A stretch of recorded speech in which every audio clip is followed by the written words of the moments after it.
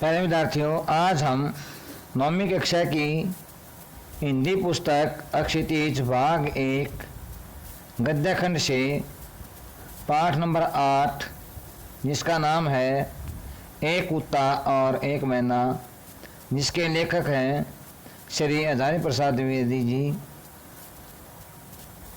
पाठ 8 से गद्यांश नंबर 1 पढ़ेंगे।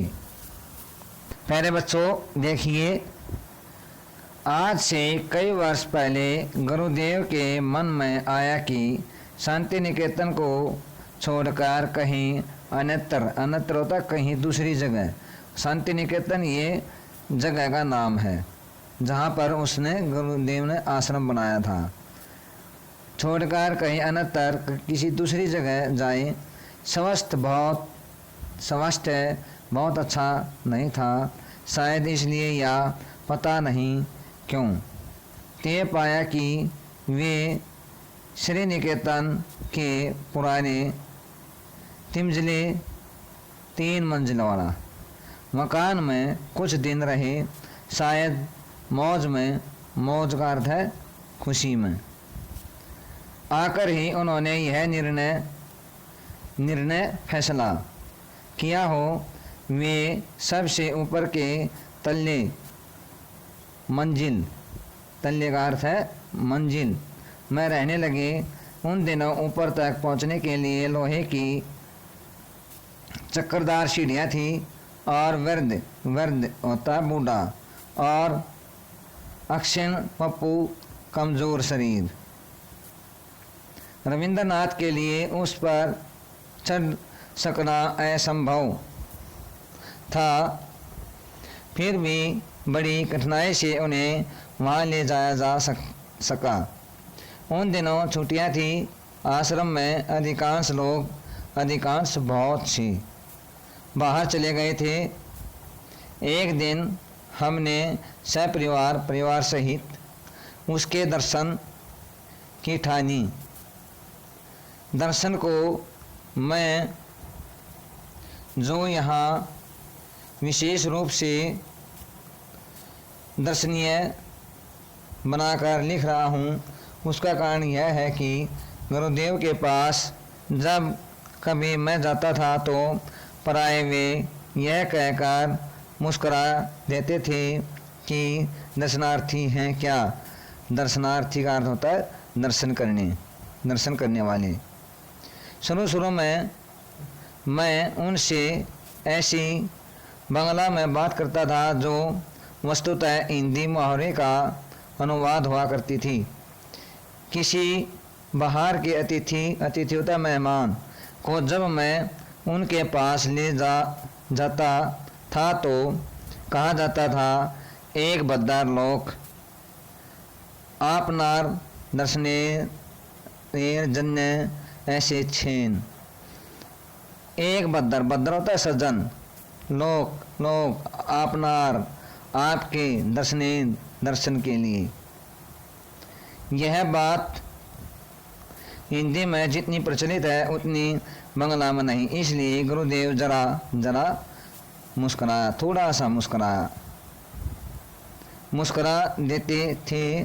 बाद में मुझे मालूम हुआ कि मेरी यह भाषा बहुत अधिक पुस्तकीय है और गुरुदेव ने उस दर्शन शब्द को पकड़ लिया था। इसलिए जब कभी मैं असमय में पहुंच जाता था तो वे हंसकर पूछते थे, दर्शनार्थी लेकर आए हो क्या।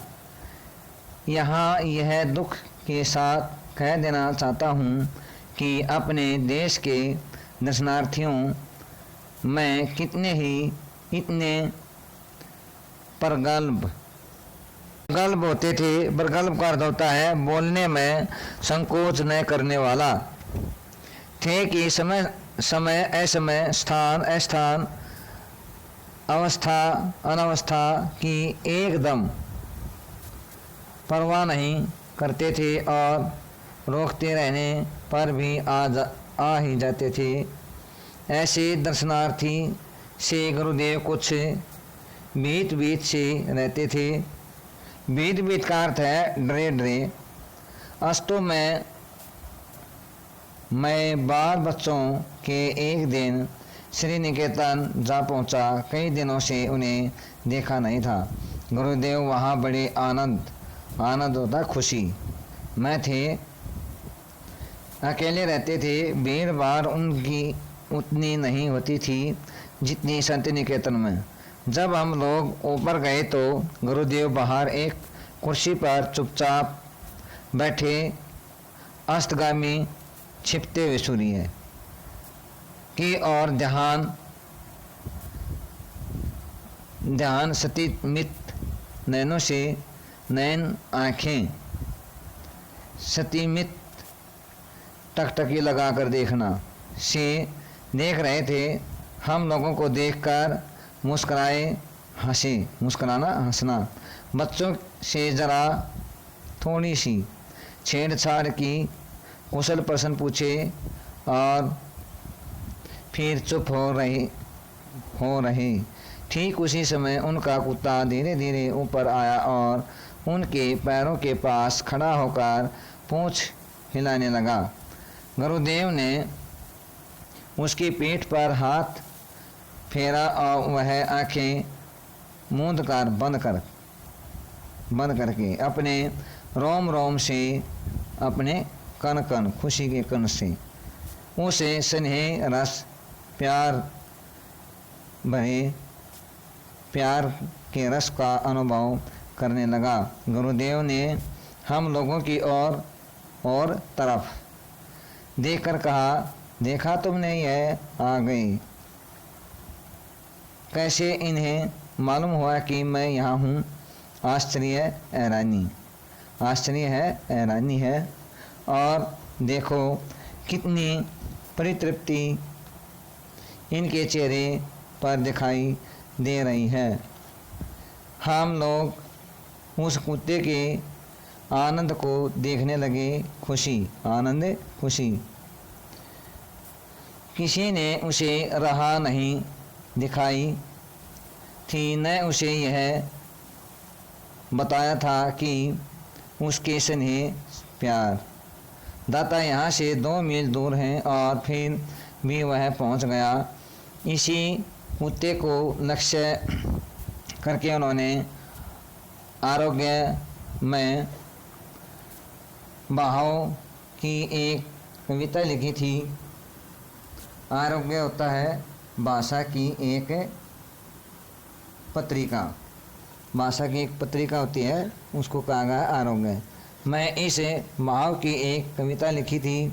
प्रतिदिन प्रातःकाल यह भक्त कुत्ता स्तब्ध होकर, हैरान होकर आसन के पास तब तक बैठा रहता है जब तक अपने हाथों के स्पर्श छूना, हाथों के छुअन से मैं इसका संग नहीं स्वीकार करता। संग मने साथ। इतनी सी स्वीकृति पाकर ही उसके अंग अंग में आनंद खुशी का प्रवाह बह उठता है। इस वाक्यहीन प्राणी लोक चुपचाप, प्राणी लोक इस लोगों का संसार में चुप होना। मैं सिर्फ यही एक जीव अच्छा बुरा सबको भेद कर संपूर्ण मनुष्य को देख सका है।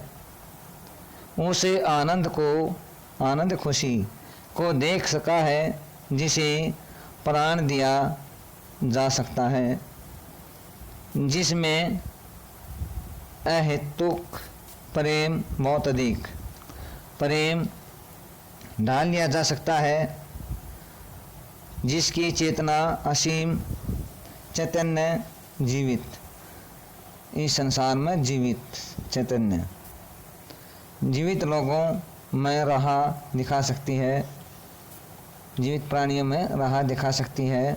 जब मैं इसे मुख हृदय चुपचाप हृदय का प्राणपण आत्मनिवेदन देखता हूँ, जिसमें यह अपनी दीनता बताता रहता है, तब मैं यह सोच ही नहीं पाता कि उसने अपने सहज बोध से मानव स्वरूप में कौन सा।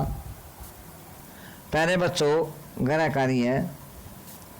जो ये गद्यांश पढ़ा गया है इसको ध्यानपूर्वक पढ़ें। इसके नीचे 3 प्रश्नों के उत्तर दिए गए हैं। इन तीनों प्रश्नों को के उत्तरों को ध्यानपूर्वक पढ़कर याद करें और साफ कॉपी में लिखें।